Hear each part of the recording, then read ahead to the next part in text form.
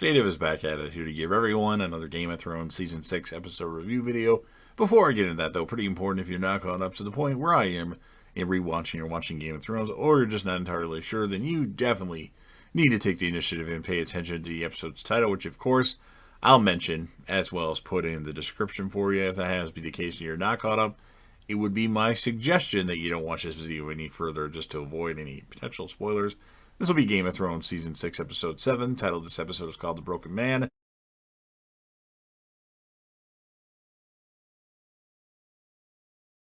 This will be my review, reaction, recap after just finishing watching the episode. So we start off seeing some characters that we haven't seen before. We see a place that we haven't seen before.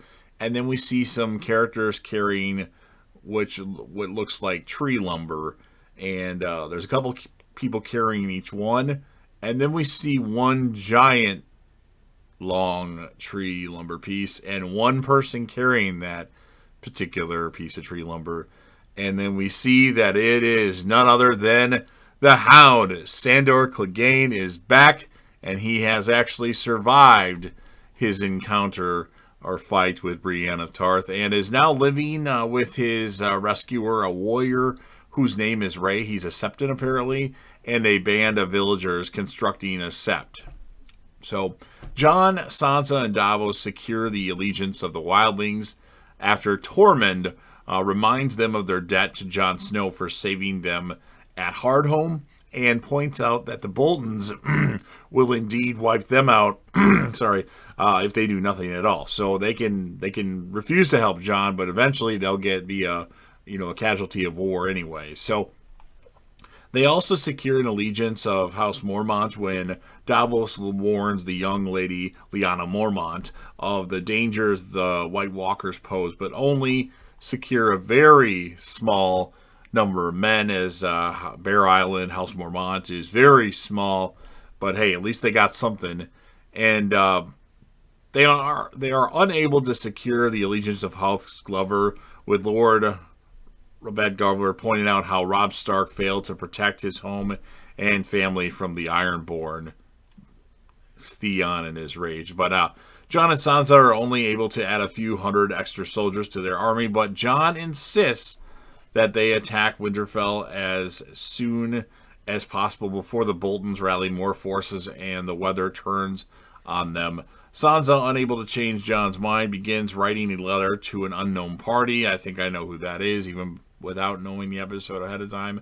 The High Sparrow tells Marjorie that she should try to convert Lady Olenna Tyrell to the faith, implying that Olenna's safety cannot be guaranteed otherwise. Marjorie meets with Olenna, who attempts to convince her to leave King's Landing and return to Highgarden, and then Marjorie insists that her place is supposed to be at Tommen's side, and discreetly slips Olenna a piece of paper with the sigil of House Tyrell drawn on it, indicating that she is still loyal to her family.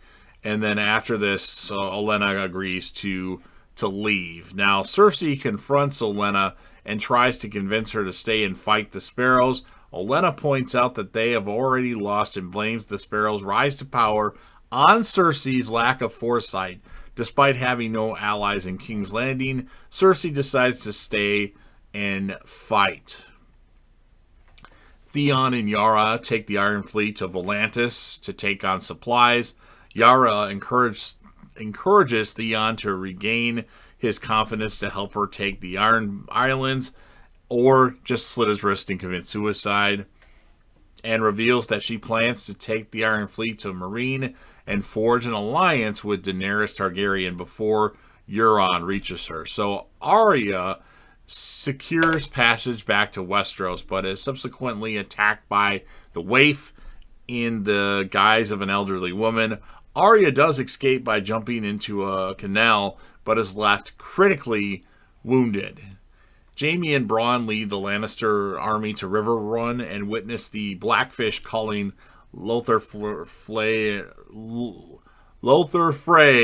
and young Walder Rivers bluff when they threaten to execute Edmure Tully before the Freys take Edmure down from the gallows. Now, disgusted with the Frey's incompetence, what Jaime does is he takes charge of the siege and parleys with the Blackfish. Now, the Blackfish, of course, is unintimidated by Jaime's threats and declares that they have enough supplies to last 2 years, daring Jaime to try and take the castle. So, and then the episode kind of ends with a trio of men from the Brotherhood without banners arrive and attempt to extort the villagers that the Hound's staying at, but leave upon finding out that they have no worthwhile possessions. So the Hound warns Rey that the Brotherhood will return, but Rey refuses to prepare for a confrontation. So the Hound leaves to gather wood, but hears screaming and returns to find the villagers slaughtered and Rey hanged. Enraged, the Hound picks up an axe and marches off in search of the men, and that is how the episode ends. So obviously, I am ecstatic that the Hound is indeed alive and back. That means Clegane Bull is still a possibility. Yes, the Hound is arguably, from the beginning to end, one of the best characters on Game of Thrones, so it was great to see him. Other than that, the episode, it was okay. The confrontation between Jaime and the Blackfish was all right. And, Marjorie discreetly slipping the sigil of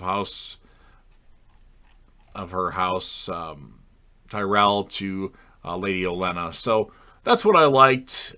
Just not a lot else happened, though, in my opinion. So I'm going to score the episode 8.1. I'm going to be a little bit more critical going forward of these episodes because I understand that I'm giving episodes too high of a score, but I like the show. I mean, but I'll try to only reserve 9s for amazing episodes and 8 amazing episodes, or high 8s for really amazing episodes. And of course, my character of the episode, there's no doubt about that. It is the Hound, and he's gonna fuck up whoever killed his new pals, or I guess they're not new anymore because he's been with them a while. So you've heard what I have to say. Now it is your turn. If you're a fan of Game of Thrones, please make sure you smash that like button. If you know anybody that would be interested in this, or you like this video enough where you would share it across all social media platforms that you have them having issues talking all of a sudden, go ahead and share that with them. And then, of course, don't forget to sound off in the comment section about your thoughts on the episode.